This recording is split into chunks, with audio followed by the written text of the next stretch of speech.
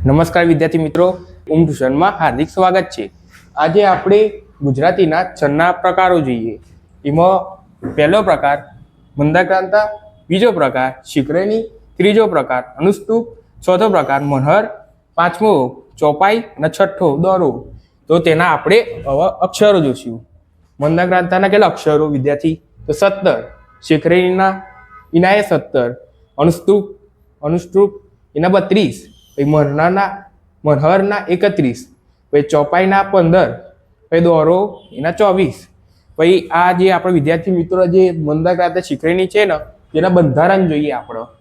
એટલે મંદાક્રાંતાનું બંધારણ મ, ભ, ન, ત, ત, ગા, ગા। પછી આપણે જોઈશું શીકરેણીના ય, મ, ન, સ, ભ, લ, ગા। તમે વિદ્યાર્થી મિત્રો જોઈ શકો છો। પછી આપણે જે છંદ છે ને એના ટ્રીક જોઈએ આપણે। એમાં પહેલું હશે મંદાક્રાંતા, તેને ગુરુ અક્ષરો, તેના ગુરુ અક્ષરો। એમાં મંદાક્રાંતાનો પહેલો ગુરુ અક્ષરો, પહેલો, બીજો, ત્રીજો અને 17મો ગુરુ। પછી શીકરેણી બીજો, ત્રીજો, ચોથો, પાંચમો, છઠ્ઠો ગુરુ। પછી આપણે અનુસ્તુપ જોઈશું, 8 અક્ષરોના 4 ચરણો। પછી આપણે મનહર જોઈશું, પ્રથમ પંક્તિના 16 અક્ષરો, બીજી પંક્તિના 15 અક્ષરો। પછી ચોપાઈ, દરેક ચરણમાં 15 માત્રા।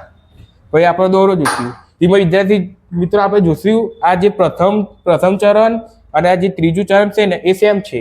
એમાં પ્રથમ ચરણમાં 13ની માત્રા અને ત્રીજું ચરણમાં 13ની માત્રા।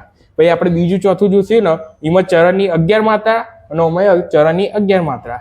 જો તમને આ વિડીયો પસંદ આવે તો એને લાઈક, શેર, સબસ્ક્રાઇબ કરજો। નમસ્કાર।